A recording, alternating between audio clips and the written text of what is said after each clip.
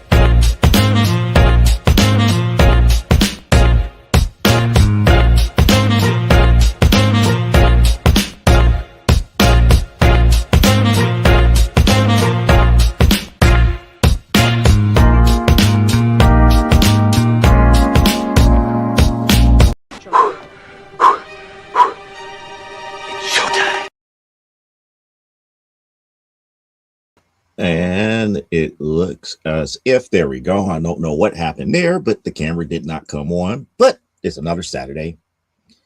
It's another episode. And this box right here is the explanation of tonight's topic. But we will get to that here shortly.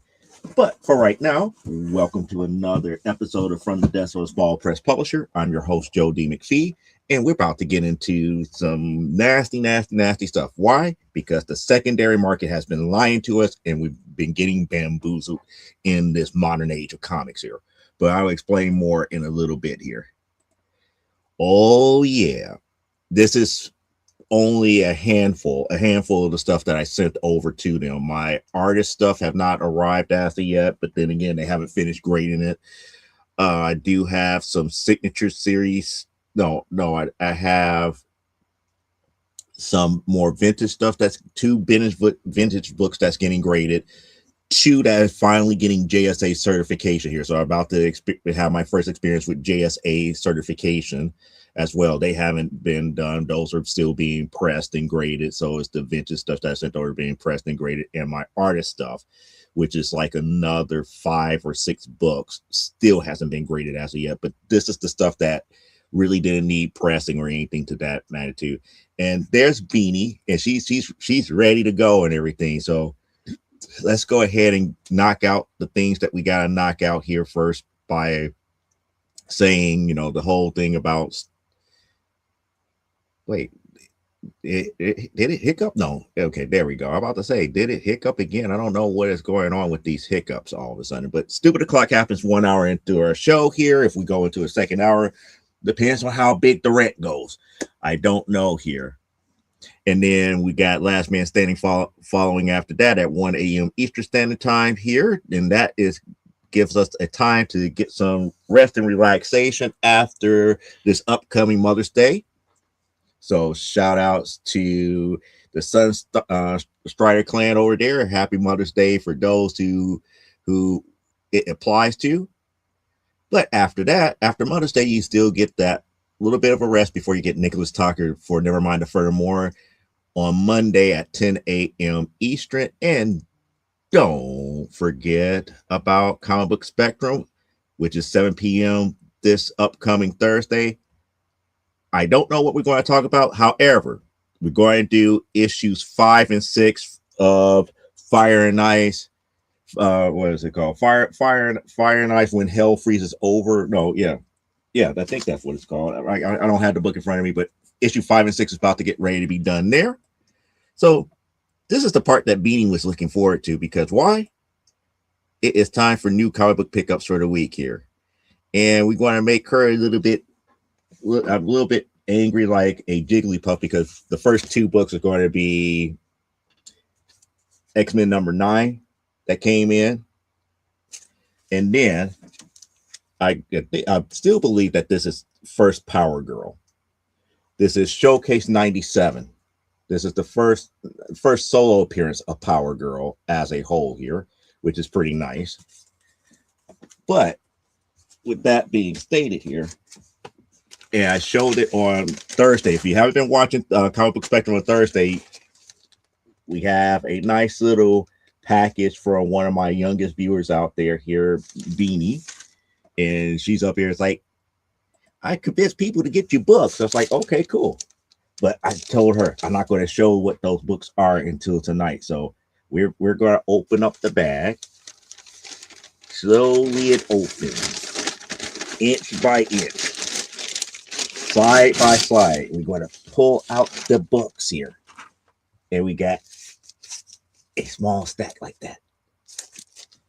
And we're going to start out by having the Tom King version of Wonder Woman, but this is a special one because this is issue number 22 with the George Perez artwork on it for Wonder Woman 22, which is nice and pretty. Yep. And then we got the Uncanny X-Men issue number 20, which is the Alex Ross Timeless variant of Rogue, which is nice. And then on top of that, we got West Coast Avengers Volume 4, issue number 7, which we got the Tigra. Yay. And then we got from Volume 5 of Storm, issue number 1, which is the logo variant.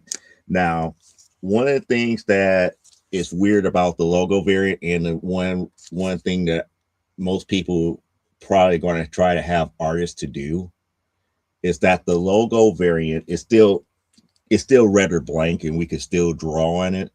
But the problem here is, unlike regular blank ones, which is cardstock, this is an actual comic page. So if we do sketches on it, and it's probably best for only pencil sketches only. I mean, we could probably get away with pen if the person is very, very good. But if we do like a fully fledged rendering of a blank, such as something like I did here, this is actually cardstock, so we can actually use like Prismacolor markers and everything. We will have to worry about the cover getting bleed and the markers bleed through the cover, and that does bring down the actual grade of the book if you do that on a logo variant. So logo and blanks are two different things here. Blanks are usually cardstock. The logo variant is usually the same. I want to say 80-pound glossy paper. So that's the major difference here. Sharpies can bleed through. Sharpies can bleed through glossy paper. So you have to still be careful with that, with glossy. With the logo variants here. So now let's get back to the Beanie books here. We got Titans Volume 4, issue number 31, which is the Starfire cover there. And then she got me one of the weird, well, actually, this was one of the ones that was not pulled by my normal people that pulls it here. We got Storm Life Dream number 1, the one shot here, and this is cover B. At least they have it listed as cover B, but I don't remember having this copy of this Storm Life Dream here. I don't believe that was ever pulled for me. And then we got another copy of Thunderbolts Doomstrike, which is the Alex Ross Monica Rambeau. And then we got a full set. Yep, a full set of Rogue Storm, starting off with issue number 1, which is a Storm cover. And then we got the variant number 2, which is the Street First In-Yuk Lee Storm variant. And then I believe this is just the regular A cover of Storm Rogue. And then we got issue number 25, which is the headshot of Chitara. So those are the Beanie books here. Yay, I picked that story. That's what she's saying here. So that's what she's saying here. So that is good here. Yeah, just standard paper, not cardstock. Yeah, that's the one bad thing about the logo variants here, because I got the logo variant of Uncanny X-Men Volume 6, and I didn't do anything on it once I saw that it was regular paper. And I was like, that makes it hard. But anyway, you know, you can still do sketches and stuff on it. You just couldn't do much beyond that here. So we got Rick and Morty number 51 that came in this week. Notice that I'm not putting it with the Beanie books here. And then we got another Huntress number 1 from the 1989, 1989 series here. I still believe I got about 5 or 6 of those already. I don't know how or why, but I believe it's only because this is the Colin Wing variant, and it is dirty, so I have to clean it up here. But this is Avengers Annual number 1 variant, but that's the Colin Wing one. And then I got another very nice. It's still got a little bit of tear there, but it's still very nice. But it's still, I don't think it is better than the one that I already have graded here. But it is a What If Jane Foster Was Thor, the What If number 10. Now, this one I actually lucked up on because I haven't seen these in the wild. But this is the League of Extraordinary Gentlemen Century. So I got all 3 parts of that here. So we got 1910, which is part 1, 1960s, which is part 2, and 2009, which is part 3 for League of Extraordinary Gentlemen Century, which is nice. All of those were perfect bound books here. And I finally brought myself to the point to start really collecting this again. But we got some issues of Xenozonic Tales. And for those who don't know what Xenozonic Tales are, this is the old school Cadillacs and dinosaurs here. So we got issue number 8 from Xenozonic Tales, issue number 9, and issue 10. So we got the part of the kitchen sink run of Xenozonic Tales. And then we got issue number 2. And whoa, why is that there? I don't know. And issue number 7 of Heroes for Hires Volume 3. And I think that is getting close to completing that run. We got another Magnificent Miss Marvel number 1. But that's not all. We got other issues of Magnificent Miss Marvel, which is issue number 8 and issue number 10. These 2 were ones that I was missing. Then we got another copy of Daredevil 255. I believe this is like either my 4th or 5th copy, but it's also, as Beanie would say, it's a newsstand edition. And then I got another Wonder Woman 220. If those who know, I sold, I think, both the direct and the newsstand version, extra newsstand one that I had of 220. So this is also an extra, but that one is more up there where it could be like a possible upgrade and everything. Then we got some more Adventures of Vampirella, getting to the point where we're getting close to finishing off the Harris Comics run of Vengeance of Vampirella, which is issue number 5 and issue number 13. So we're getting close to completing that run here. And then we got issue, what issue is this?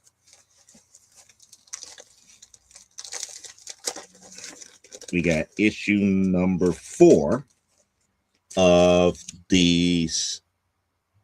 This is the first volume of Supergirl, I believe. If my memory serves me correct. And then we picked up some more pockets of New Mutants. So outside of the 2 major books of New Mutants here, I'm getting close to having all of them. So we got issue number 14, 23, and a 94.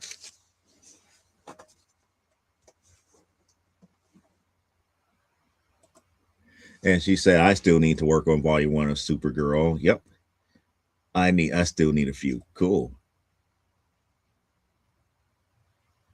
Yeah, that's what I thought. It's like somebody else had the Honda giveaway one in on Whatnot, and I let it go because I could have sworn I could have sworn that we got one from Randy, but I have to go and check again. Send me your new news list. I have a ton of them I can send. Okay. And then, as I always tell people, I don't really buy a lot of books unless they're upgrades. And this one it was pricey, but it was an upgrade. Wonder Woman 195. This is an upgrade compared to the one that I actually got and the one that I actually sold. It's like one I sold that was a nice reader copy, but this is a nicer upgrade than the one that I kept. I think I got two, but that one is definitely nicer than both of them. And then I also, to go along with my Bionic Woman #1 that I showed last week, I ended up getting a Bionic Woman #3, which is nice. And this is something that I think would probably make Beanie happy here, even though it's the cover is not in the best of conditions here. But I got Jughead as Captain Hero #1. So this is the first one of the whole Captain Hero series where Jughead becomes a superhero. So that's a nice here. And then we got Johnny Quest #9. For people who are up here into Johnny Quest, it's like that was just a short run series from Comic-Con, but it is what it is. And then we got Plutona #1. That was a freebie that was given to me here. And then we got another upgraded book here. And it's not that much of an upgrade. I still believe the other one is still better. But we got Lois Lane about to hit Superman with a big old rock of kryptonite.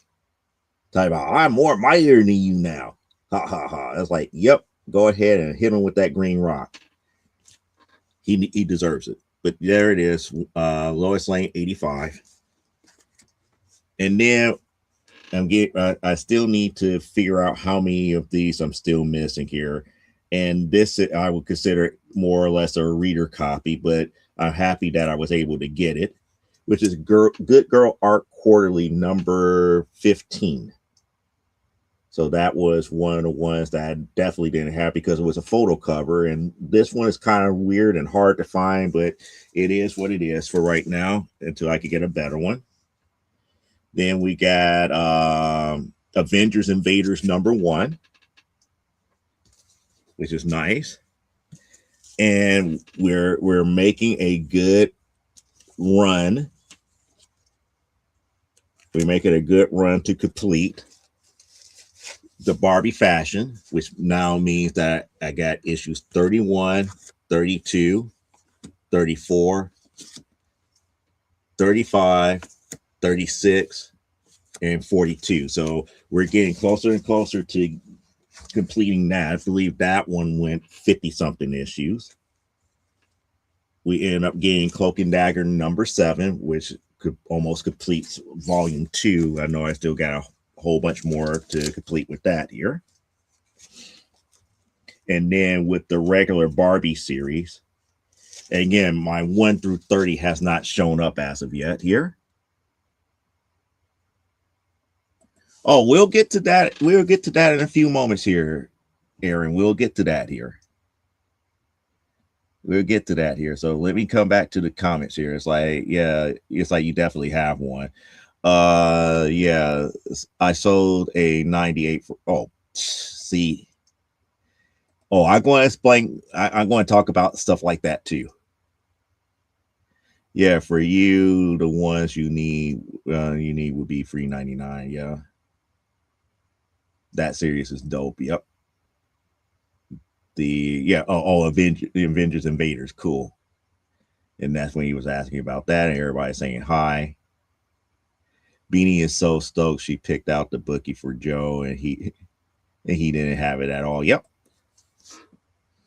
So now we getting back to the Barbie. As I was saying, my 1 through 30 has not shown up as of yet. So I'm still working with said store owner for I can make certain that I get those 1 through 30s here, or else I'll be back to square one.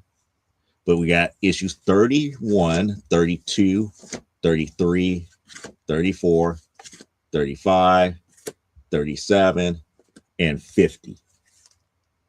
So we're getting closer and closer to ending that run as well. And then as far as the normal stuff that came in, I got the book that was pulled by one of our favorite. It's like Parallax Spectanos who pulled this here. 9.8 of Mighty Valkyries #2.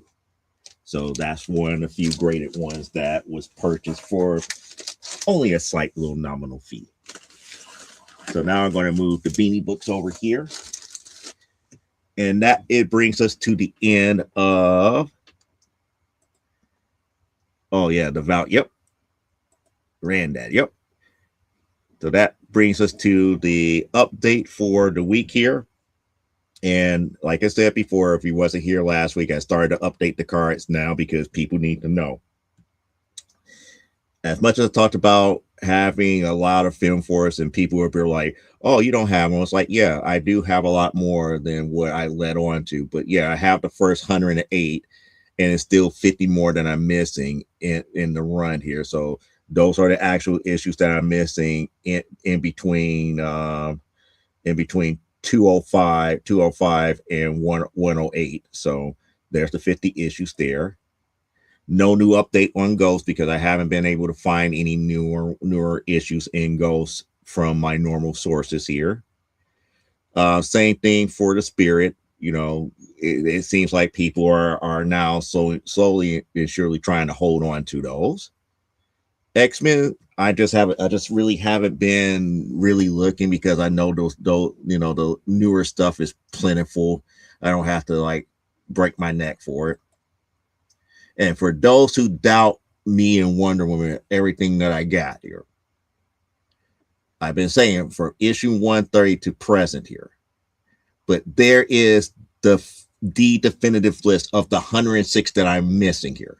And yes, we're talking about all the way to the 1940s here. So that's 1940s number 1 through 8, number 10 through 22. I do have a 23, 24 through 27. I have a 28, 29 through 50. I have a 60. I have a 62. I have a 64. Then we got a little bit of a chunk there. And then I have a 77. Well, I think the 77 is 77 and is a reprint, but I'm not certain here. 85 I have.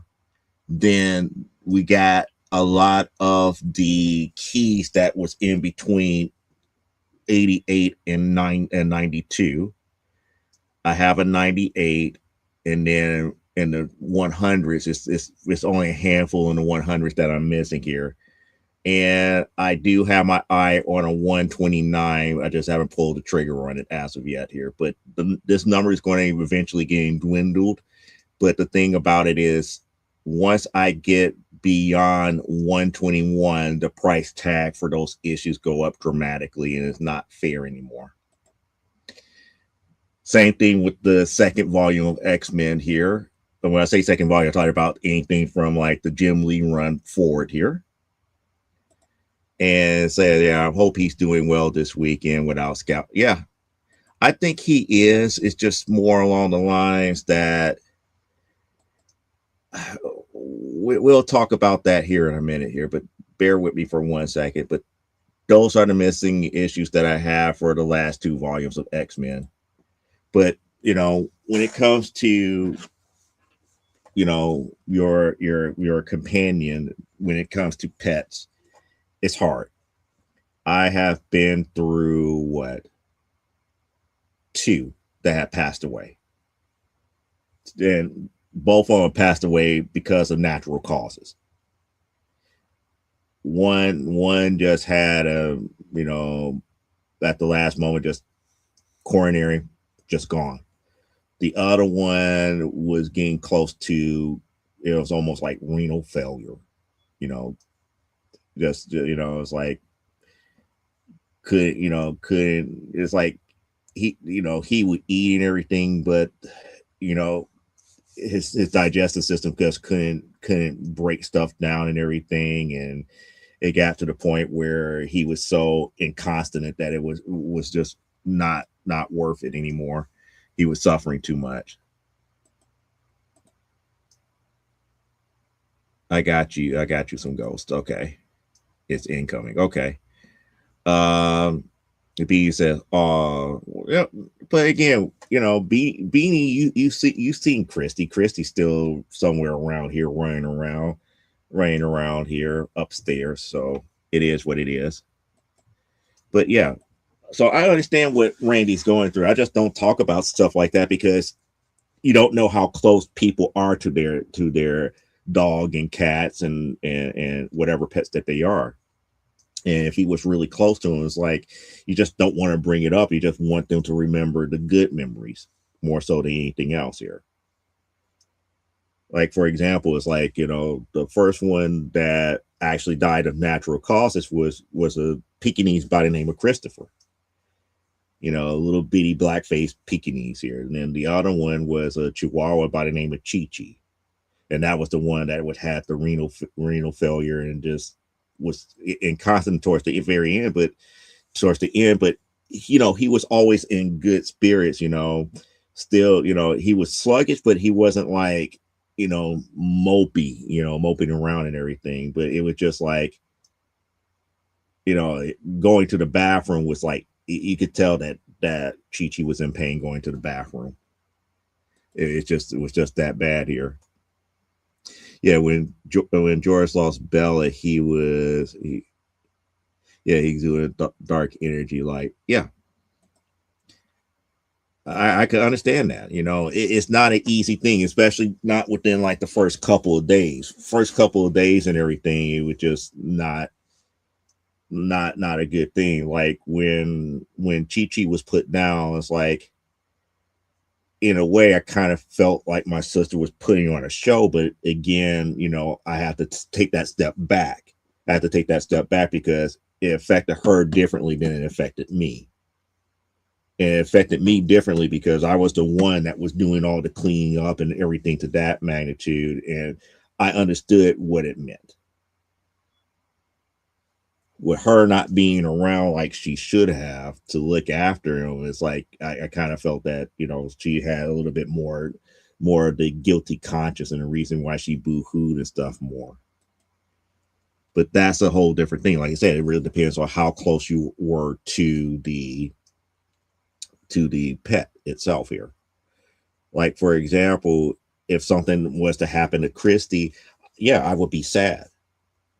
And the reason I probably would be a little bit more sadder than some of the other ones is because for some reason she imprinted on me.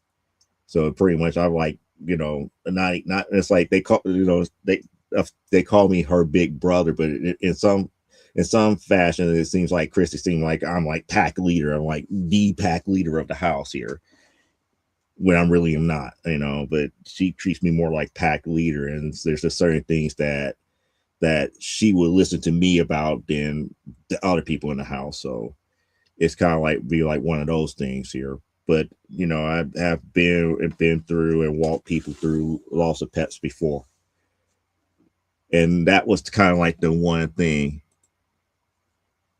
But that's the thing, she sleeps around my sister and mother, but when it comes to like needing things and when they don't know what she wants, she comes up to me. It's like it's so weird because out of every person, it's just like she would just come up to me and just be like belly up. It's just like it's just weird. It's like I get to the point. It's like, why are you so comfortable with me? And then I realized it because like she imprinted on me ever since she was a little bitty puppy.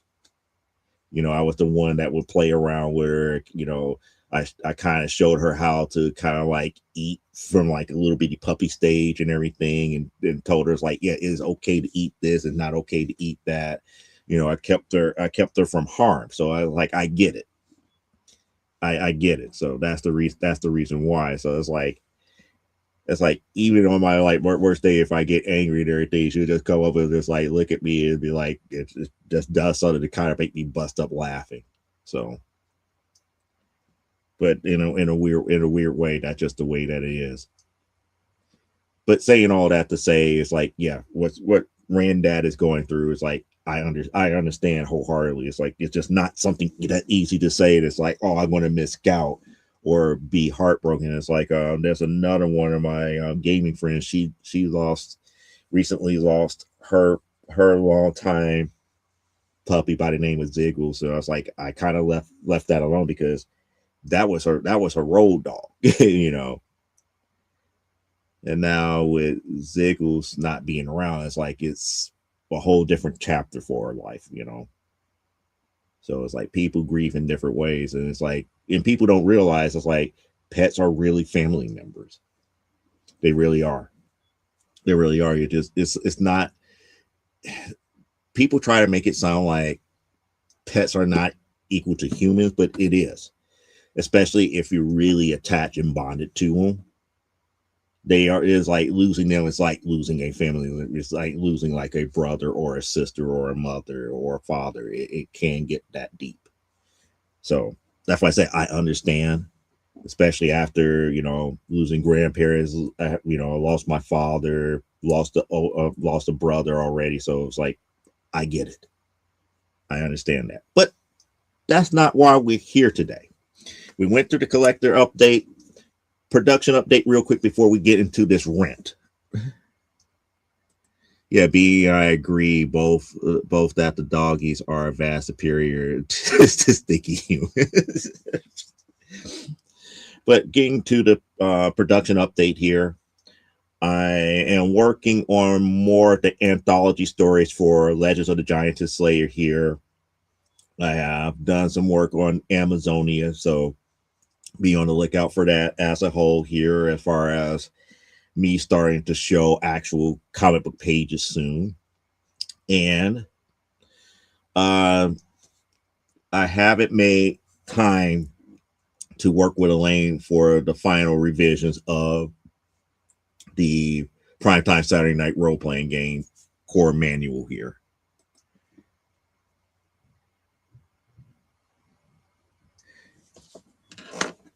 Let me see if I can remember which particular one. I believe what she said, the one that she truly picked out was this one. That if my memory serves me correct, that was the one that she said, yeah, I picked that one especially for you.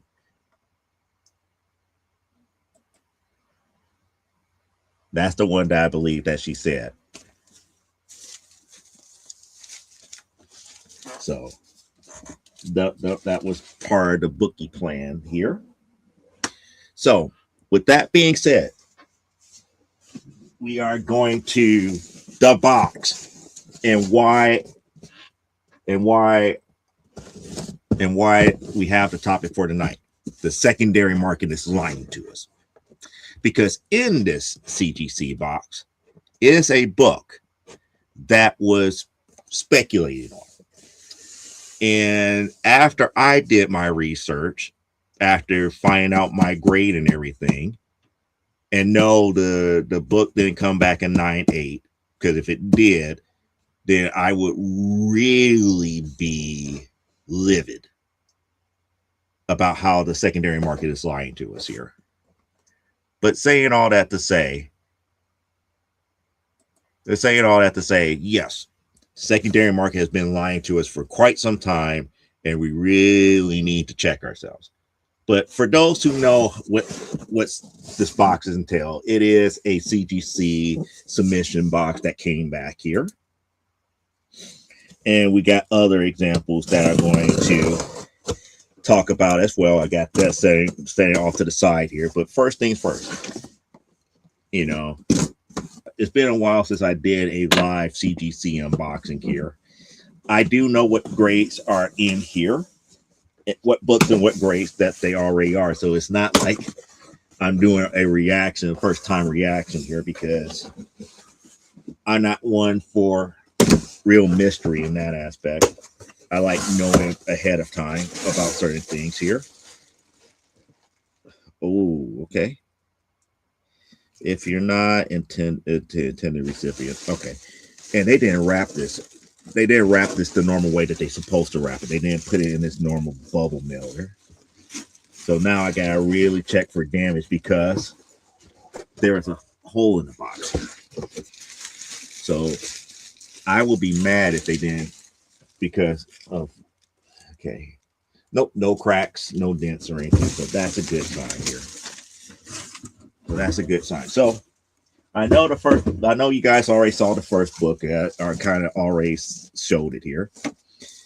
And already thank Randad for this one. This is one that we got for Randad here. Book's moving a little bit, but that's okay. But we got a Planet She-Hulk #1 that came back at 9.8, which is nice and pretty. I'm going to save the book that we're going to talk about here for last. The one that made me come up with this topic. We want to save that one for last. So I'm going to put that one over here. This is the one that the one person that wanted to partner up with me for preservational purposes here was constantly bothering. You got to get it graded. You got to get it graded. You got to get it graded. It's like, yeah, I know it's a high grade and everything, but it didn't get the 9.8, but it did get the 9.6 here. I'm just looking it over as of right now.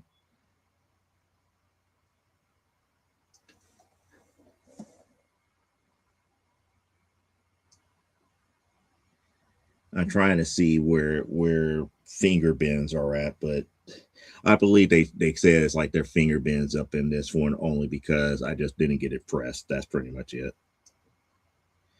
Except for right there, I see it. But that to me is kind of like a nitpick. There's a small little bend right there. And that could have been because of them, or it could have been because of something else here. But I just see that one.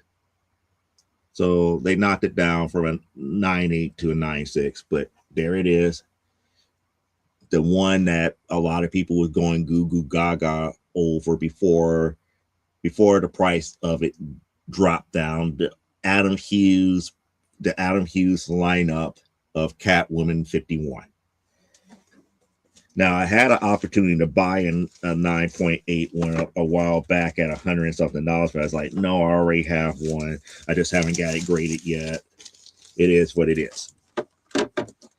And then another highly speculated book came back here, and they said the exact same thing here with finger bends here, but I don't think it's finger bends. I do see the reading crease right there, but that comes from printing here.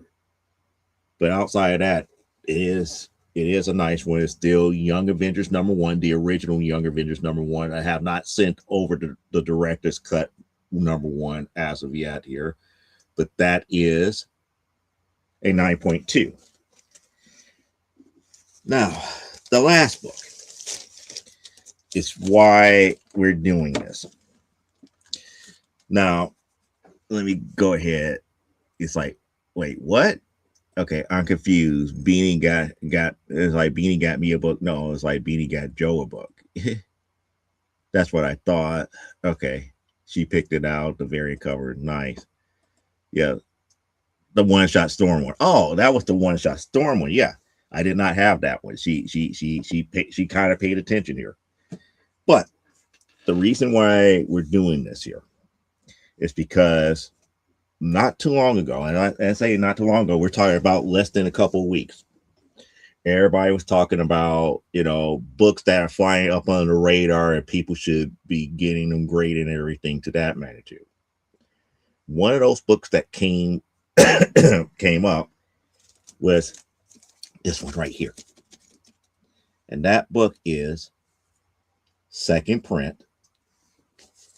Let me take it out of the plastic, the glare. The second print, Gotham City Sirens #1. There it is. I ended up getting a 9.2. And the reason being is that this was getting highly speculated because there was so-called, I'm putting my quotation fingers up. recent sales of a 9.8 second print was eclipsing, and again, for plastic sake here, the 9.8 first print. This one was going almost 3 times as much as a 9.8, was in the upper $400, while this one was barely over like 125, 150. So in that range here. So this one, was pretty pricey, for my taste, for what it was worth. But this one out of nowhere was getting over $400, and we were trying to figure out, well, what's the deal and everything here. So I was like, well, I have one, if there was really a uptick in the whole second print thing, then let me go ahead and see what's what here. So I got the 9.2. And I was like, okay, cool. No big deal. So when I found out that was a 9.2, I go back to my normal sources here. My normal sources will be GP Analysis, Go Collect, and looking at eBay. eBay, I have no faith in, because as I've been telling a lot of people, when it comes to value of books, eBay is the worst source, period. Because for one, not everybody's going to do the average of every sale. They just go and look at a feed and be like, okay, this one went for 50, that one went for 150, 100, 175, 200, 300. Oh, I see one for $500. I might go and try to get that $500. Like, it's no standard when it comes to eBay. You have to take an average of all sales to get fair market value, and people don't do that.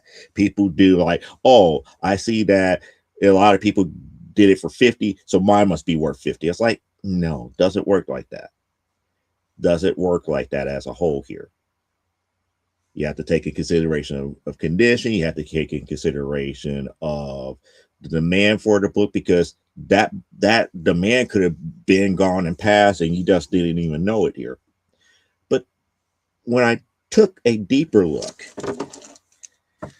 into what was going on with this one here, and GP Analysis told the tale, that $400 plus sale was one sale. One happened 12 months ago, but people are now noticing it, and was like, I might have a second print. I might go out there and put it out there on eBay and try to hope to get that one $400 sale. And I'm up here, I was like, but that's not fair market value of that. Nowhere close to the fair market value. You cannot predict that the fair market value at a 9.8 of this book is that $400 price. Even when I look at it for a 9.2, the 9.2 makes this no more than like a $40 book at best, which means that for the price of what I paid to get it graded, that's the value of the book, was the price of getting it graded, roughly about. And that's not even taking consideration of shipping and all the other stuff here. So for the low price of getting the book graded, that's the total value of the book. And this is one of the reasons why you have so many of these so-called investors that say, oh yeah, you should only get the books that is worth graded. And I'm up there, I was like, that's a bunch of bull to me. You should only grade the stuff that you want to maintain the value of or the grade of, because encapsulation should always be more about preservation than value. An 8.5 is an 8.5. A 9.0 is a 9.0. A 9.8 is a 9.8. Regardless. But if you're doing it because I'm hoping for a big payday, you're rolling the dice and gambling. to be quite honest here. And this makes me go back to the whole thing about speculation here and why the secondary market is lying to us. Because we truly don't know demand based upon sales data. Sales data is a thing left to interpretation. You truly do not know what is going to be truly more valuable in the long run. Is the first print going to be more valuable than the second print? And all this other stuff. It's left to the eye of the actual collector. And I poke fun. I poke fun at certain things and everything. Like, for example, for those who know how I am, and see, it's like either they're shooting fireworks or the Japs are bombing our bridges. Okay, so there's something going over there in New York. I'm not going to go into that here, but just to be fair, there were books that I actually speculated on, and those two books are Action Comics 592 and 593. These are two books that I actually speculated on. Why? Because there was a couple of things that had happened, not just in the books themselves, but in the art world that had happened, what makes if it gets paired up with said artwork a lot more valuable. However, not everybody understands that aspect of it. Just like, people would speculate based upon artists such as Dave Stevens. And for those who up here, know about Dave Stevens here, this purchase right here was based upon the fact that somebody say, hey, I got a Dave Stevens cover. I'll go ahead and let it go, this, that, and the other. They put it up for auction. And I got it for a decent price at a 9.4. And when I say a decent price, I'm talking about really less than $50.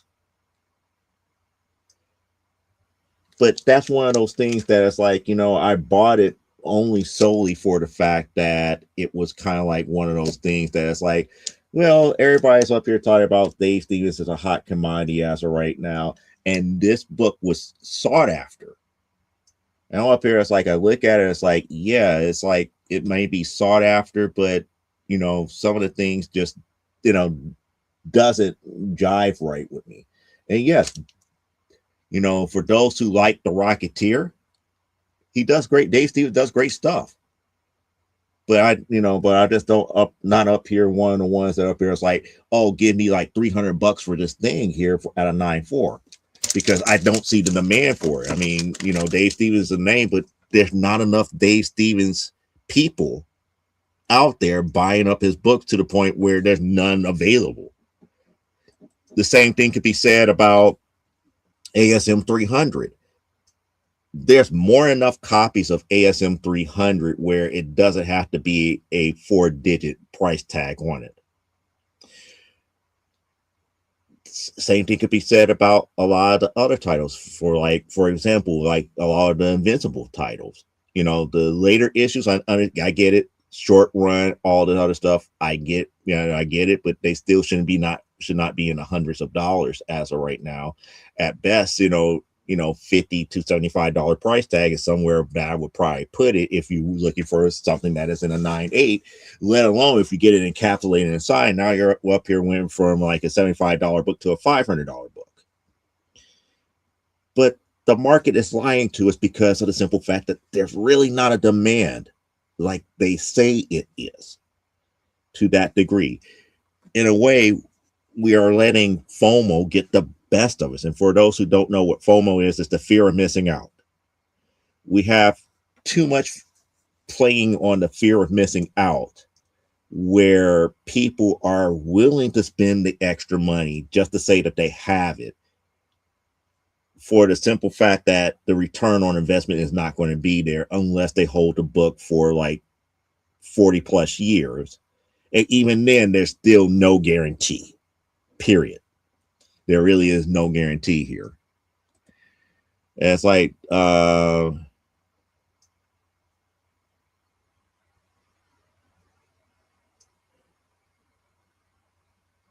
No, I do not have that. So if you have that one, you can put that off to the side for me here. But as you saw, Aaron, I just picked up a Captain Hero #1, which to me was kind of like a harder thing to find too.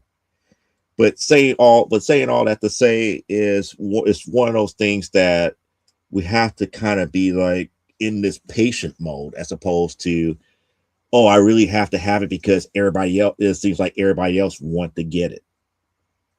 And that's one of the reasons why I haven't really made the move to get an ASM 300. I really want to get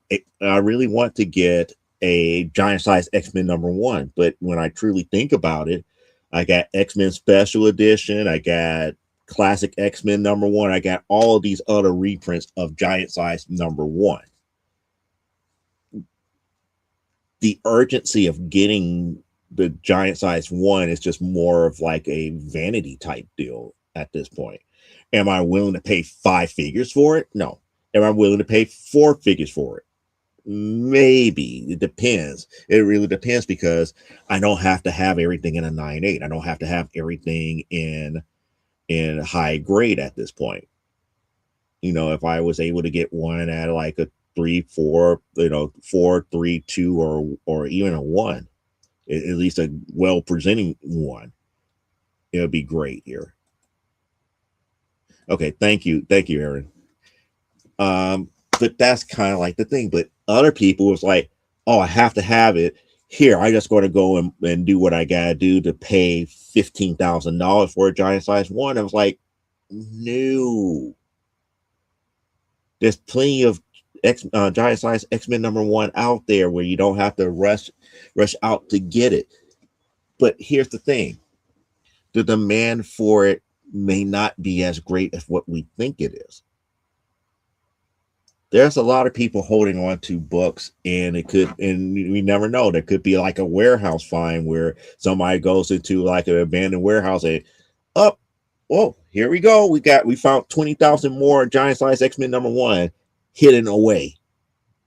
Or somebody open up, a lost storage locker, and lo and behold, it's full of comic books. And now we got 200,000 boxes of comic books, and then people open it up, and now we got all of these golden and silver age treasures now unearthed in high grade.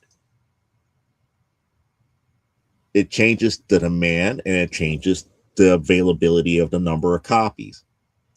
It will wreak havoc across the market, the secondary market, when you truly think about it. However, because of the way that people are up here talking about the fear of missing out and everything to that magnitude, and a lot of the market manipulation as far as printing is concerned in the modern age. I mean, again, I would still talk about this to this day. Dork #1 should not have been $50 coming out the gate for a cover A on New Comic Book Day. I just don't get how the FOMO for that got played up to such a degree, or how the actual publisher played with the numbers to short print it to have something like that to happen. That to me should tell you a lot about how sinister this so-called secondary market is. Because on New Comic Book Day, a new comic book should be cover price.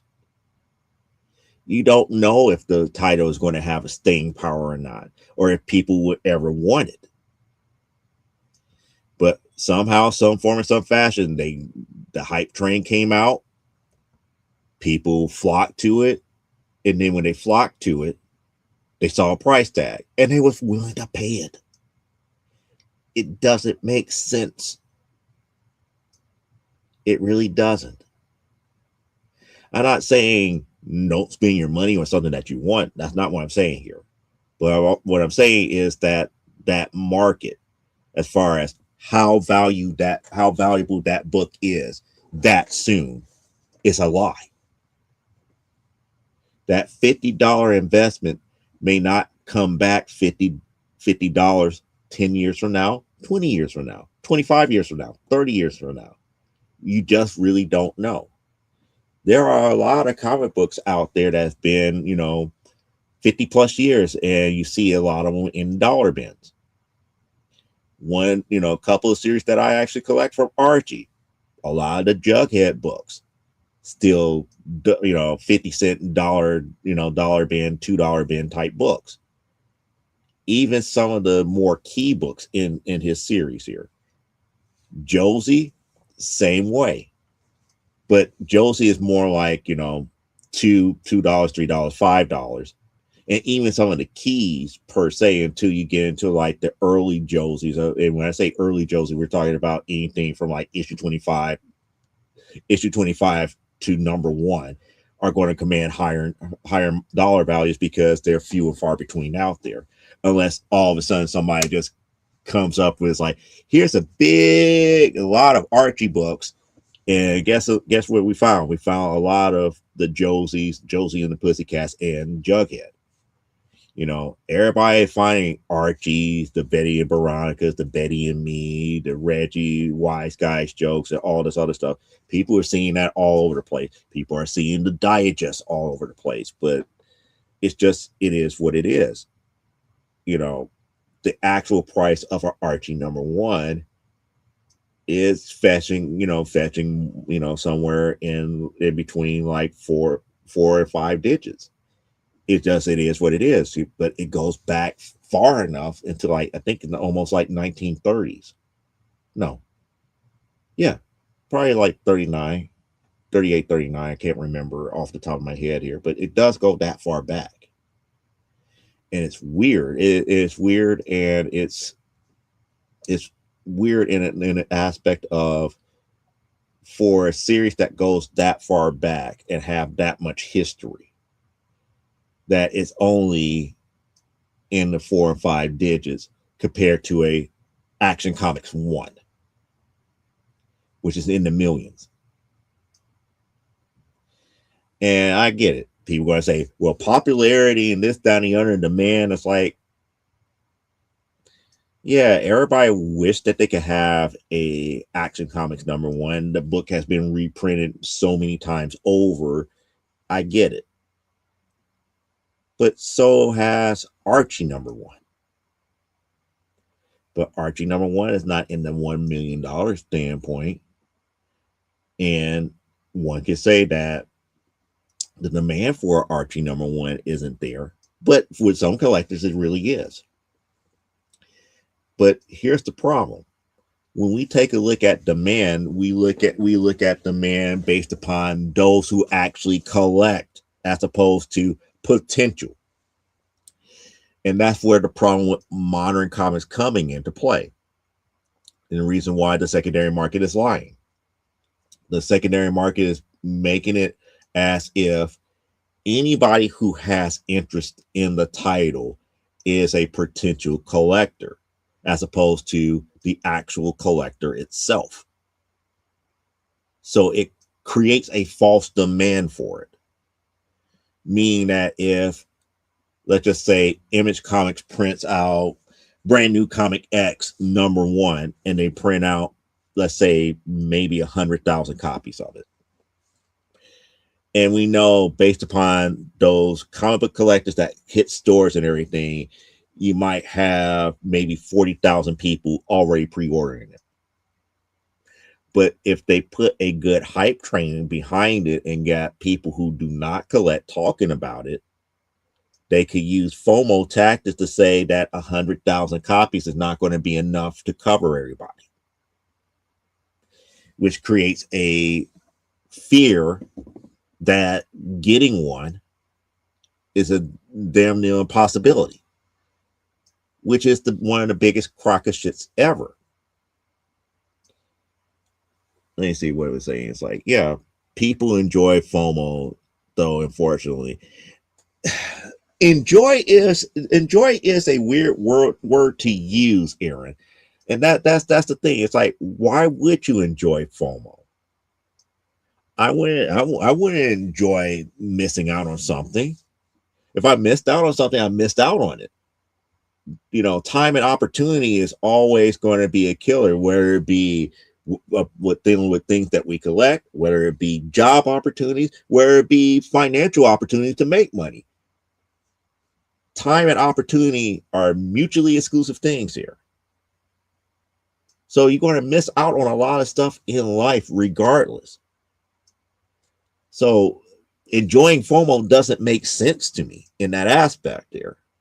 It's just more along the lines that if you're being ruled by FOMO, then you're really not truly thinking about things in a most logical aspect. You're thinking about it more out of emotion. I mean, like I said before, one of the books that I do regret buying in my comic book collecting lifetime was the gold cover of Onslaught #1, the one that actually had real gold built into it. That was my very first $100+ book that I ever bought. Is that book worth $100+ now? Hell no. But at the time, it was something that was not thought of. It was a good way to get people interested in variants. But it is what it is here. Yeah, case in point, Berserk, because of the whole Keanu Reeves and the possibility of movies, television, and all the yada yada yada yada stuff that everybody bought into the crowdfunding campaign, and it is what it is. Yeah, people like to be there for the hype. It's kind of strange, and it is strange. It is very strange. It's not logical, but it is kind of strange. It's like, yeah, it's like they don't really care. They just want the thrill. And again, all the thrill is serving to one's own emotions, self-satisfying gratitude based upon emotion, if I could say in that aspect here. And yeah, but they don't want to admit that though. And that's part of the problem. That's really the greater part of the problem and reason why we're getting so bamboozled in the secondary market. People are up here are saying is like, well, this one book is going to do X, Y, and Z. It's like, well, no. Because if that was the case, it's like First Gambit would have made me dividends. Having a copy of Ultimate Fallout 4 for first Miles Morales when it was on its upper echelon high would have got me out of some debt if I really wanted to sell it. But the thing about when I think about collecting here is like, do you have the run, the whole entire run? Because the whole entire run to me, it has more value than the one issue or the one side issue or the one sought after issue. Why?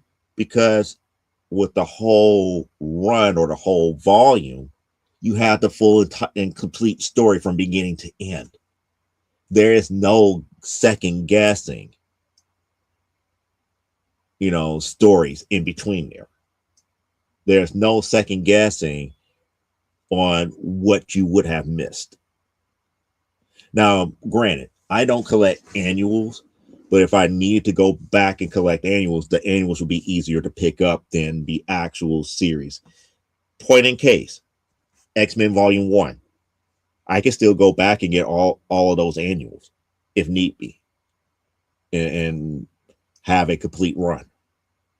I do have some Uncanny X-Men annuals from the 1963 series. I do have some, but I don't have them all. But I can go back and get them and truly be a completionist. But from my point of view, it's like having issue #1 to, I want to say 524 is the final issue of the first volume.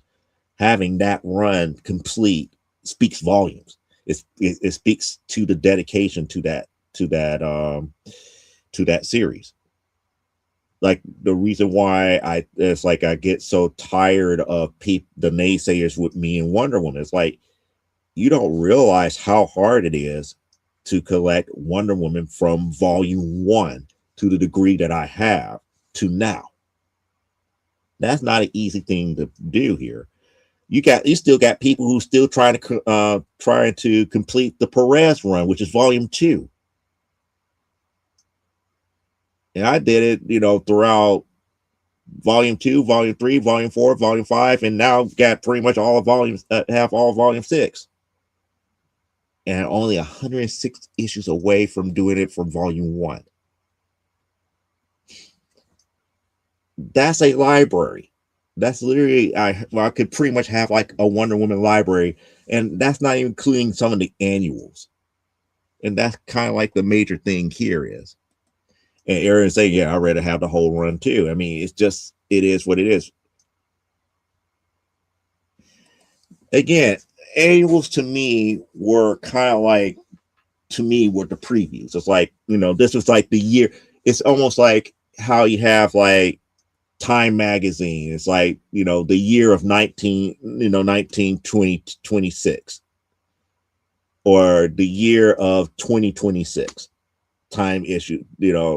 It's a issue that is like a timestamp for that particular moment in that series history. And so I look at those stories as something that's not part of the ongoing saga that is the main series here. To me, that is more of a time date stamp of what stories would have been like during that time frame. And that's the reason why I never got into annuals, because when annuals had nothing to do with the rest of the run, it's just like, why am I collecting this? It's like if I was an annual collector, it'd be like, oh yeah, it's like once a year. I could pick up a book once a year and get my X-Men fixed that way.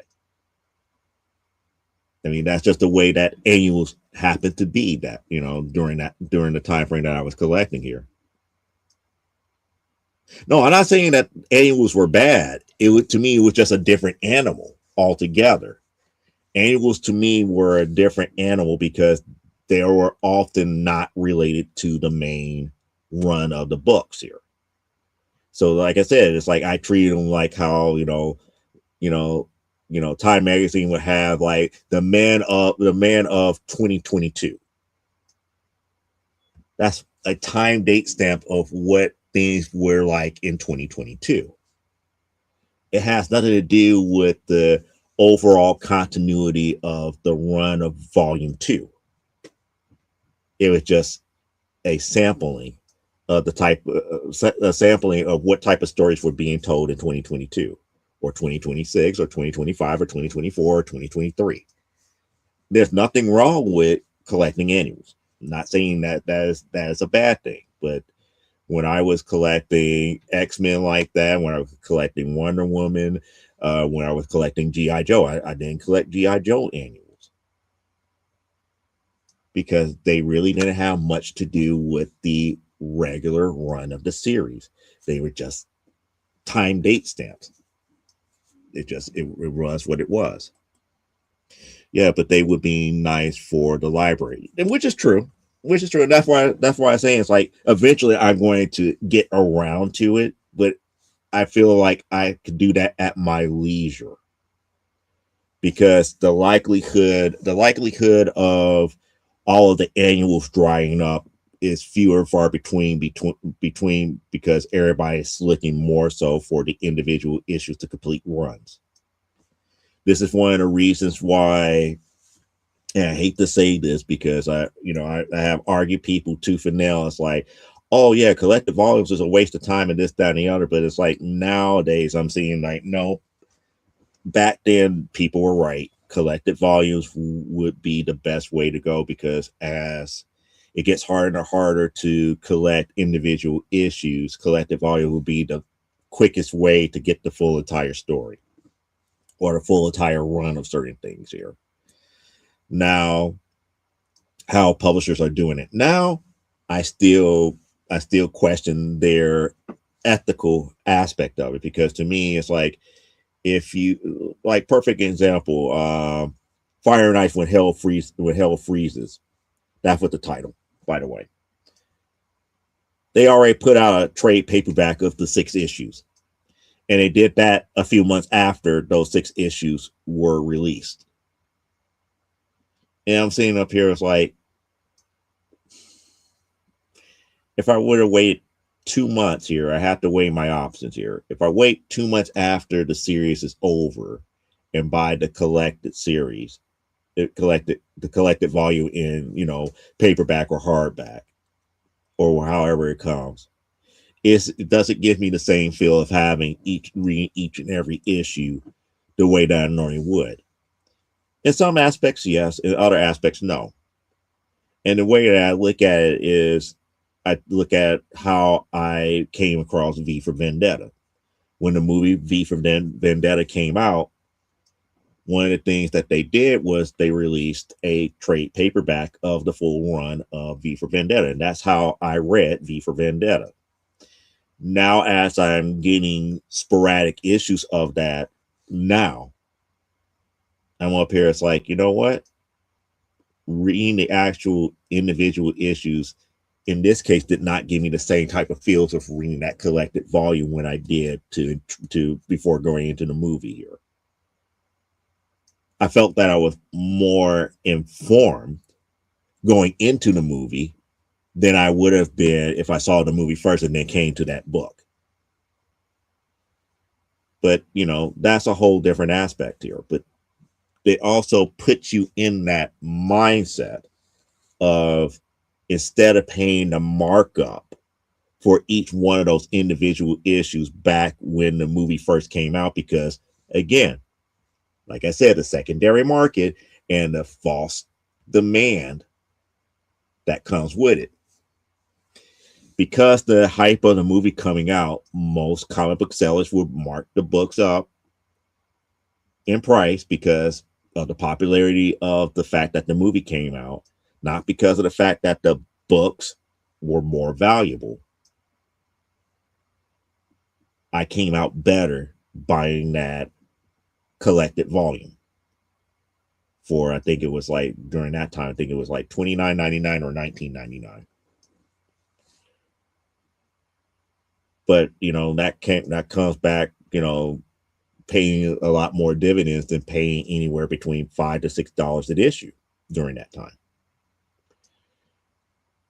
But saying all that to say is that the lie that was there was collective volume was there, and they could not mark up the collective volume because it just came out for the fact of the movie at a $19.99 price.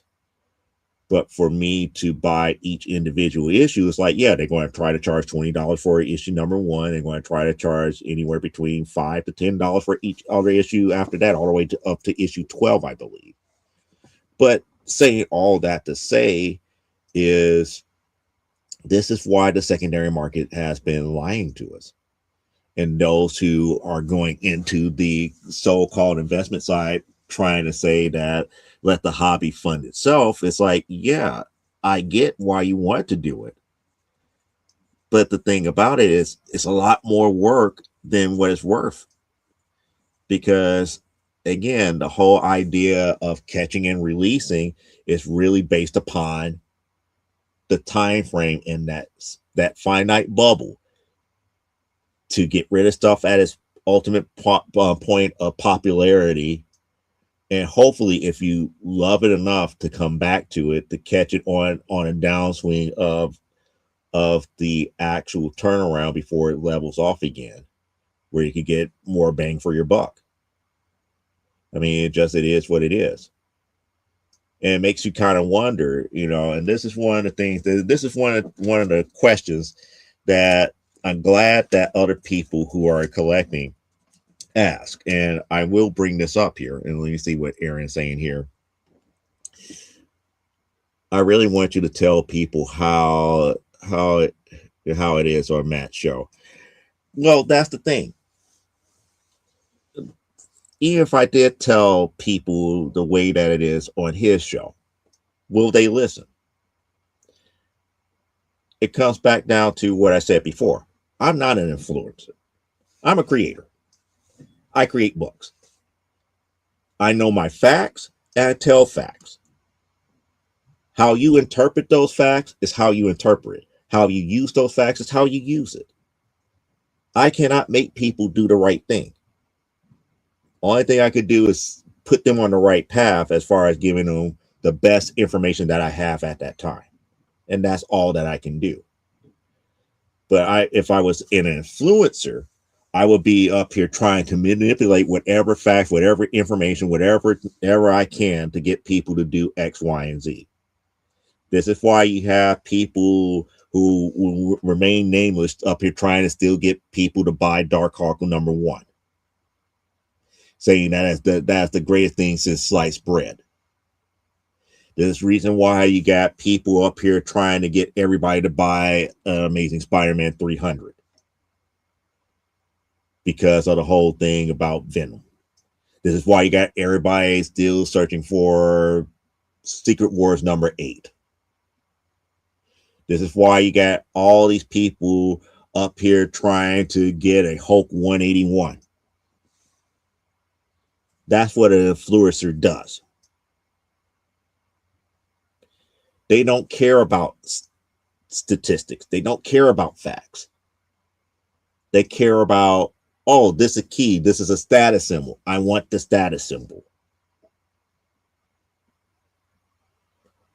In some people's eyes, this is a status symbol.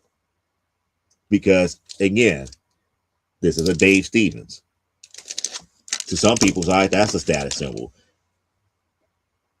You know, but it is what it is. It's nothing more, nothing less. But it's just kind of like one of those things. So it's like you could tell people the facts to things all they want. But the thing about it is, do they believe it? And what they do with that information.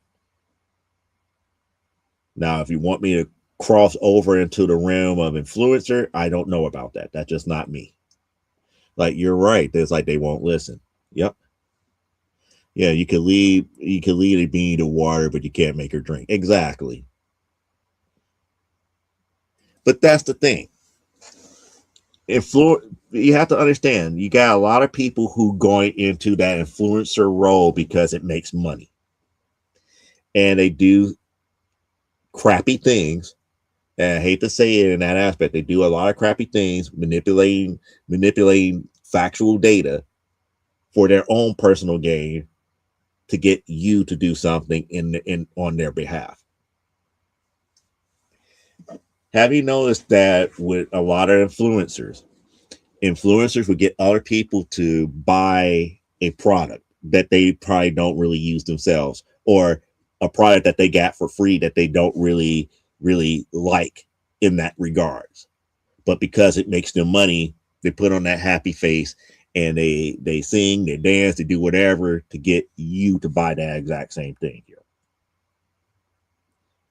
That is one of the reasons why you don't see me up here. It's like, oh, I'm flying a CGC box today because we got a CGC unboxing. It's like, no, I got stuff graded. Whether it be if I got a CBCS slab, a PSA slab, or a CGC slab, it's a slab. I don't show favoritism. When I show a book, it's like, oh, look at my next Marvel haul. It's like, no, just look at my next comic book haul. Because Marvel doesn't own Spirit. Marvel doesn't own Ghost. Marvel doesn't own some of the other books that I actually own in my collection. Nor does DC. It's just a comic book haul. But if I crossed into that road of influencer, it'd be like, yeah, Marvel got the next greatest thing that's coming out and blah, blah, blah, blah, blah, blah. And Marvel. It's all Marvel. If anything, if I could be an influencer on, I'd probably be an influencer of getting people to drink this thing right here.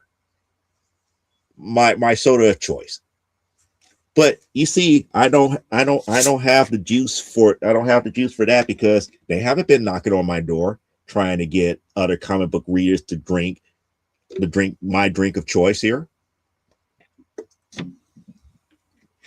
Nor do I make you guys want to go out there and say and buy it. It's a nice thing to have. It is refreshing, but it's not my job to make you guys go out there and buy whatever. Yeah, I still drink it. I mean, soda is not for everybody, just like alcohol is not for everybody. I mean, we all drink water, but then again, what type of water? Not everybody drinks tap water. Not everybody drinks filter water. Not everybody drinks Perrier. Again, if you're going to be an influencer, you're going to have to be a spokesperson to some type of brand in some form or some fashion. It's just the nature of the beast. It's just the way the game is played. And another reason why a lot of times when you look at things that's being sold to us, especially off of secondhand. And when I say secondhand, that's what secondary market really means. Secondary market is talking about the marketing of books that, well, in comic terms, it's talking about the means of comic books being sold secondhand. And when we say secondhand, we're not necessarily talking about books that are being bought on New Comic Book Day. We're talking about books that are considered now officially back issue that we could get on like eBay or places such as Hip Comics or any place that carries back issue. That's the secondary market. It could be a brick and mortar comic book store. It could sometimes even be a Barnes and Noble. It could be a thrift store. It could be somebody's garage sale. That's the secondary market. But like Aaron was alluding to, you have a lot of people out here on the TikToks and YouTubes trying to convince you that certain books are more valuable than others. And I'm just up here to say, it's like, you know, you got tools out there nowadays, so you don't have to believe them. I mean, you got things such as Key Collector. You still got things like GPA analysis. You got things like Go Collect. But even with using those tools, the one thing that people still do not truly have a grasp over, which helps them to understand speculation and when you're about to get bamboozled, is how do you truly look at the demand for a book? If something is really hot when it first comes out, does not necessarily mean that it's going to be really hot 10 years from now.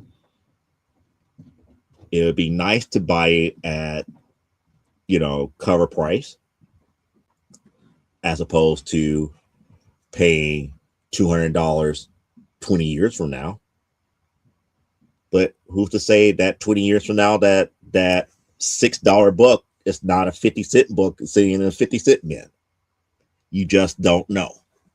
That's the thing about where I was saying that the secondary market is lying to us.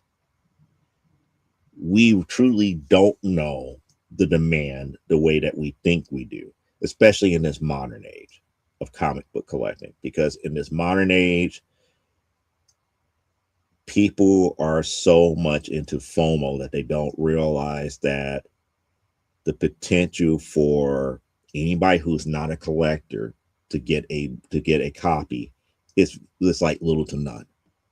So you're being overly fearful and in emotion to pay the extra markup for a book that you could probably get at a cheaper price if you just wait. But it is what it is here. Yeah, no Kool-Aid or Newports for Joe. She went with Newports. Yep.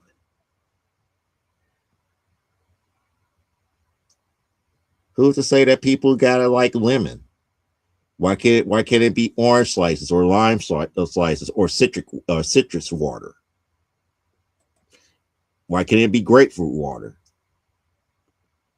But the point that I'm making here, Aaron, is that even with that being said, it's like, you know, it's not my job to make people drink lemon water. It's not my job to make people drink cherry Coke. It's not really my job to make people do anything. Yeah, we're going to have good discussions. We're going to talk about the facts and what's really going on here. But it's not my job to add on to the FOMO. My job is to be like, hey, maybe we need to wake up from the FOMO and make better decisions and look at things from a bigger point of view. And the thing about it is like, be realistic about the goals here. I don't really downplay those who want to have the hobby fund itself. But I'm going to be realistic with them. I'm going to be like, you're going to take the time to actually look at and follow trends from that point forward. As much as you might like your Ultimate Fallout 4, when the time comes, you have to do the catch and release. You have to release it back. Because if you don't release it back, how are you going to get your next set of books? The money has to come somewhere. And if you don't have a job to support your habit, then what you going to do?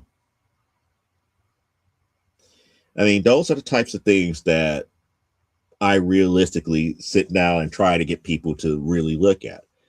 I'm not saying don't do it, because you do whatever you want with your own collection here. However, make the smarter decision. If you're going to follow the logic of letting the hobby fund itself, follow it to the best of your ability. Don't half-ass it. Because if you half-ass it, then next thing you know, it'll be like, I don't know what I'm going to do. I just really don't want to give up this and don't really want to get over it. It's like, but you follow that line of thought here. And if you follow it, it's going to work itself out by those methods. And there's so many people that have done exactly that here. And if you really need the help and really need the guidance on that, then, like I said, sit down and talk to Briar Bryce Comics. He made a living doing that. That's how his comic book brick and mortar works. He catches and releases books on a daily. But yet there's some that he keeps in his personal collection. But a lot of big books that come through, I will be tempted to hoard. I will literally be tempted to hoard, but he does it. And yeah, it's a major axe to grind, because yeah, when you see a Amazing Fantasy 15 come through, not once, not twice, maybe 6 or 7 times in the lifetime of your store, and you release it back out into the wild, and then next thing you know, here comes another one, and the next one might be a bigger grade, you're doing something right. I'm sorry. It's just, that's the nature of the beast here. But the method is there. That's why I say you can't half-ass it. Because if you're going to half-ass it, then you're going to be ass out of luck. It's just the way that it is here. Yeah, catch and release. And that's the way that you have to look at it. It's like, and that was one of the things that philosophically he put out there about, what if you did own a Action Comics #1, and how come nobody really keeps it in their collection? Because if you truly think about it, you have an Action Comics #1. Let's take the one that just recently sold for over $1 million. It's so over $1 million and everything. It goes into somebody's collection. It sits at the auction house for so long, and this, that, and the other, yada, yada, yada. And then the person doesn't take possession of it.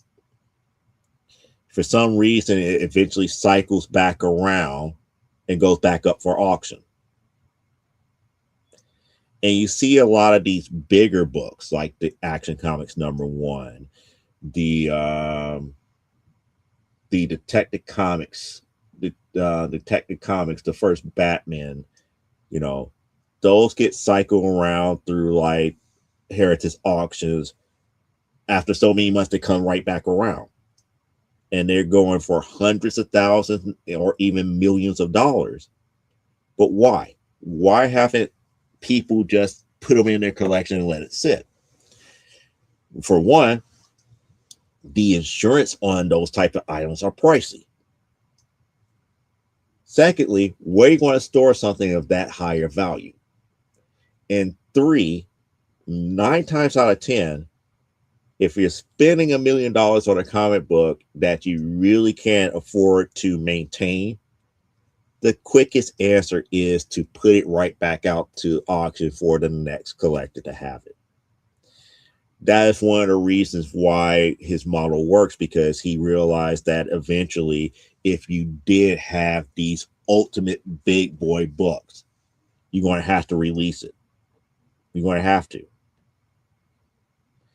Either you're going to have to release it, or you're going to have to let other people be able to view it on a consistent basis. So you have to means that you're going to have to be able to have some type of high value observatory or museum for people to see it on display.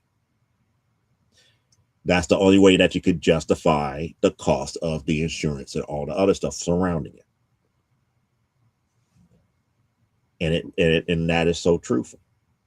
That is so truthful to the nth degree. This is the reason why you don't have people up here, clamoring about having, a $1 billion comic book collection. Because if you had something like that, how do you insure it? The insurance alone would be killer, let alone the security and the storage for it. But saying all that to say is the reason why I feel that we're getting bamboozled by the secondary market. Some books that are very popular are not really the price that they, alluded to be, such as the second print Gotham City Sirens. One sale on GPA showing that it's over $400. One. However, the 9.2 went for $40. And the 9.2 is more of a recent sale. The 9.8 for $400 were over a year ago. And no other 9.8s had ever hit the market. Or at least not in the graded aspect that hit the market and been sold. And that's the other thing. Not every sale of a book is being recorded. So how do we truly know what true fair market value is? We can make our own best guess, but a lot of people are not going to do their homework and break out the calculator and look at every last sale and get a good average of it. Granted, we do got great tools with such as GPA analysis and Go Collect. We could look at things like Key Collector or Cover Price. We have the tools. But even with those tools, we don't have enough data. Nowhere near enough data. Even if we really went truly old school with Overstreet. And this is one of the things that, I have argued tooth and nail with a lot of other comic book collectors. Even with Overstreet, it was once a year. And I even said it to several degrees here, and I still stick by it. One of the main reasons why I hated the price guide in Wizard is because of the simple fact that the price guide in Wizard was biased. It wasn't based upon sales data. It was based upon the whims of a magazine. It was based upon whatever data that they tried to create. This is one of the reasons why I kind of wish places like Comic-Con was still operating at full capacity. And hopefully they was getting truthful information from Diamond and the publishers. And quotation marks about truthful. And when I say truthful, I'm talking about the actual number of comic books printed as opposed to the actual number that was actually sent to the distributor. Those are two different numbers, by the way, people. When Comic-Con was a thing where you could go out to their website and see the numbers, Diamond used to report the number of what was requisitioned through them. We never truly knew the number of books that were actually printed. That's the reason why I say we don't know the full data. The whole way of everything being set up is set up in such a way that someone can come in and bamboozle anybody because the data is there, but it's never been collected. Not every cell is being collected. Therefore, we can't get a true fair market value. There's not enough sales data out there to truly see or project a demand from at people who actually buy as opposed to potential buyers. Potential doesn't mean that you're a customer. It just means that it's a possibility. We deal with absolutes. If you bought one, you bought one. If you didn't, you didn't. So the numbers that should matter is the ones that did. And you compare that to the number of how many were available at the time. The game of speculation is not an easy game to play. It really isn't. But if you decide to play it, learn the rules. Really learn the rules. Because when I say really learn the rules, I'm talking about understand that the majority of the data that you really need to collect to truly speculate is really the numbers from those who actually collect. There's a lot of rumor mills out there. There's a lot of campaigns and hype trains for a series. But the actual data that you really need to collect as a whole here is one, how many copies did the publisher actually create at the time of the release of that book? And two, how many copies were actually sent to distributors in some form or some fashion? And when I say distributors, we're talking about anybody from like Penguin Random House to Lunar to Diamond to even Target, Barnes and Noble, and all these other places that can distribute those books, even places such as Comixology. They all play a factor of how many actual copies of that book is being sold. And yes, I mentioned Comixology because digital sometimes count too. And that's also numbers that they can be used to make the FOMO seem a little bit bigger than what it is. But saying all that to say, we got to be careful out there. They have been bamboozling a lot of us into making a lot of these decisions on what we buy for our own entertainment in the comic book industry where money can be made. And not saying that it's not worth it. Of course, comics are worth it. But I'm just saying we just got to be a little bit smarter. What was the thing that Uncle Scrooge used to say? You have to be smarter than the smarties and tougher than the toughies. That's what we got to be when we out here collecting now. We got to be a lot smarter and a lot more tougher. So on that note, I'm going to leave that rant alone here. I said my stuff here.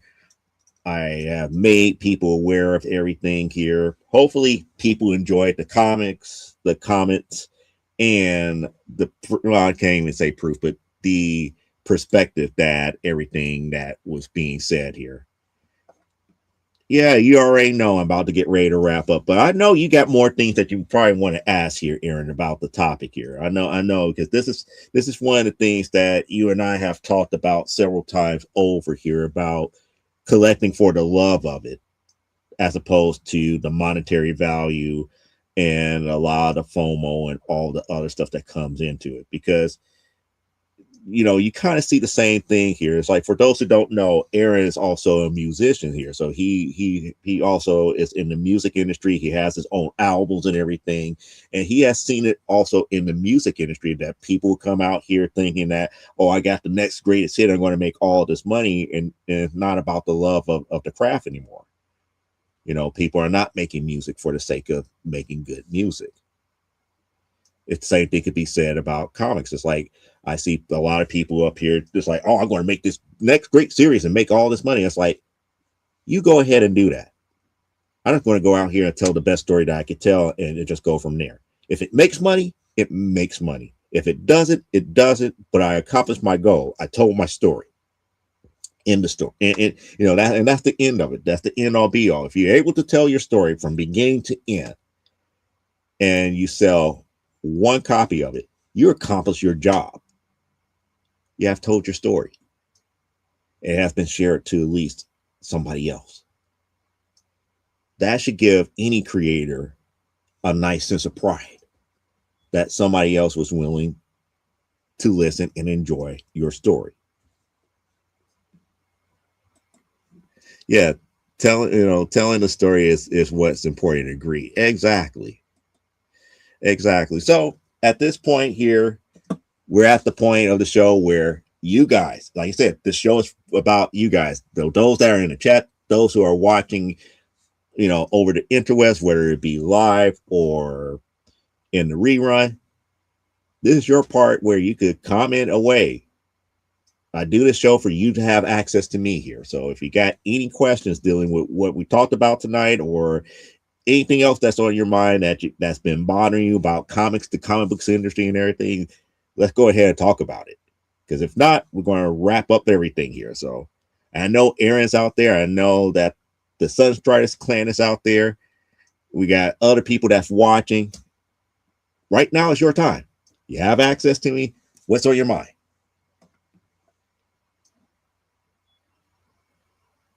I'm going to give it a few moments here because I know it takes a while for people to type here. But I'm quite happy here now because I could put up a lot of these, put up the slabs back and everything now. I'm actually happy about the 9.8. That's an extra 9.8 to add to the collection here. I can take the stupid price sticker off of this one now.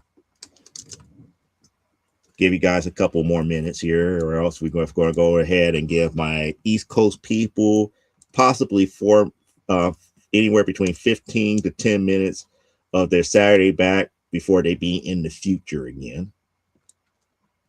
Oh, by the way, for all of those who are mothers or mothers to be, happy Mother's Day, especially on my East Coast people, because I'm not going to go into midnight in the East Coast here, so I'm going to get that out the way now. So happy Mother's Day to everybody out there who are a mother. And if you do the exact same thing, oh wait, okay, here we go. He said, I was thinking I don't mind the FOMO crew anymore. I was like, I don't mind the FOMO crew. It's their loss. That's true. It is their loss. But at least with FOMO, you have to understand what you're getting yourself into. What you value may not be seen in the same cost of monetary. Meaning that if you pay $100 for something that makes you ultimately happy for the rest of your life, that's $100 worth it.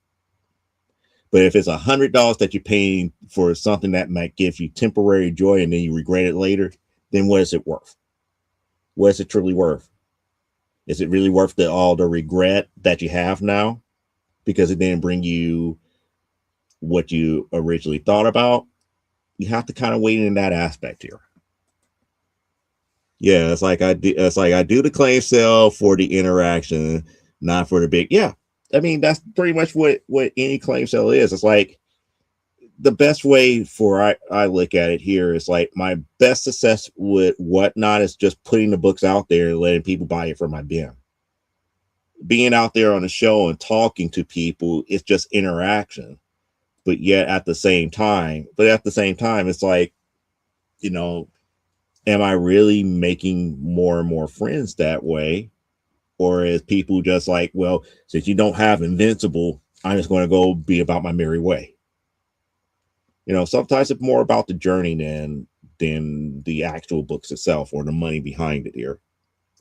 He said, I've been using the website Cover Price now, not just relying on eBay sold as here. Well, what I usually tend to use is GP analysis and Go Collect.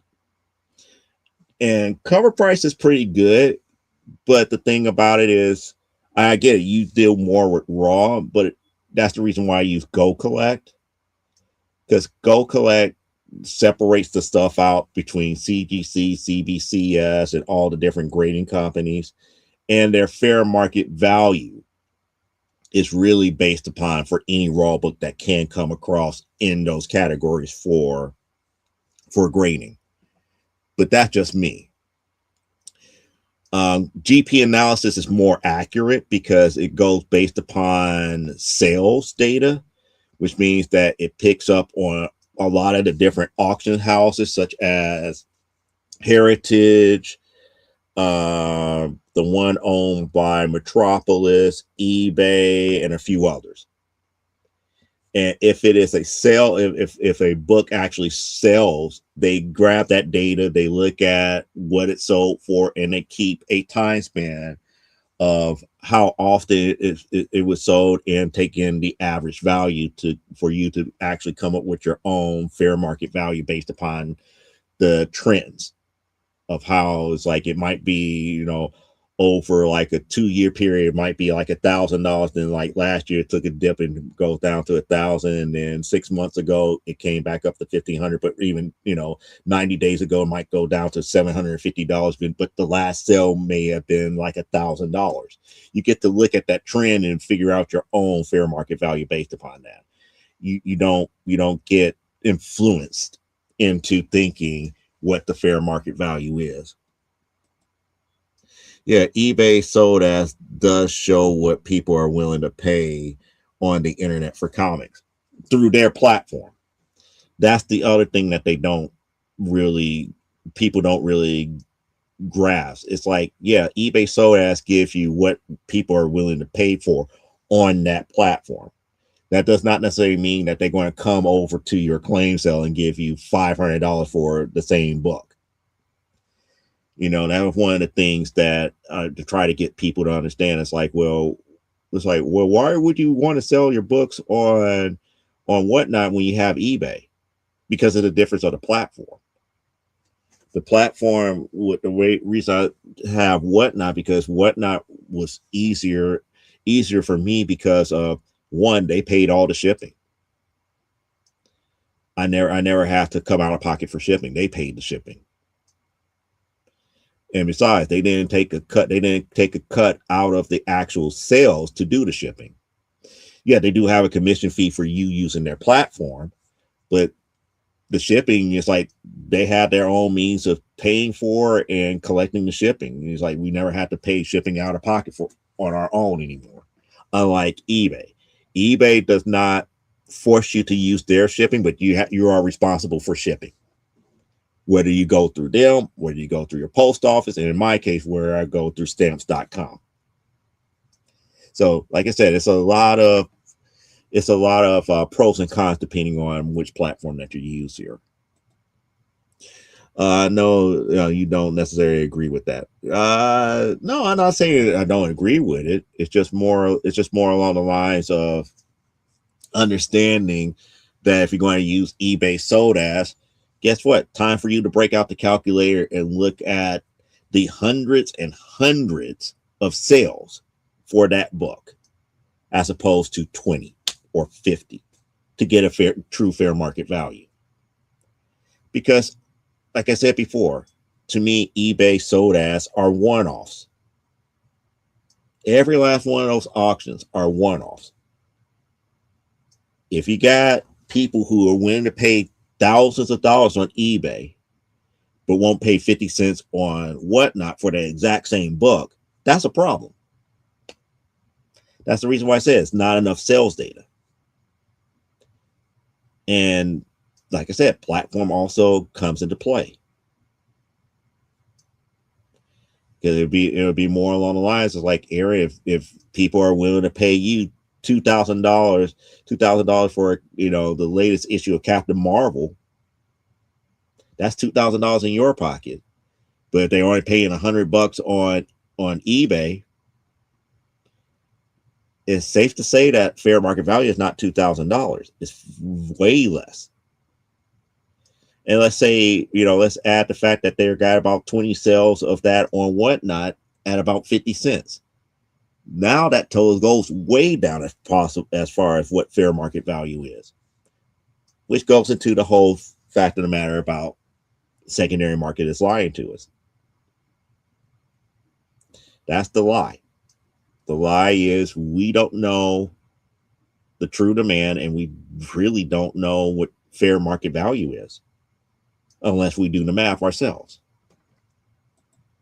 Yeah, so you want to check Go Collect. Yeah, Go Collect is interesting. I have a membership for that, and it works. It works, but there's a problem with how they calculate fair market value.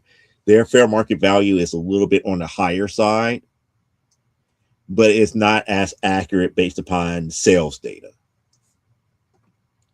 They have an actual formula that they use whatever sales data that they do collect, and they plug it into a formula to come up with fair market value.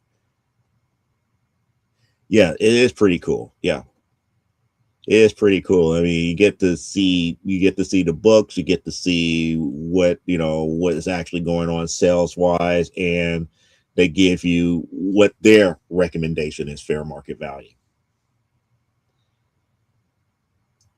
So we got about 10 minutes left here. Wondering if Aaron got any more comments here. So it's safe for me to say to this.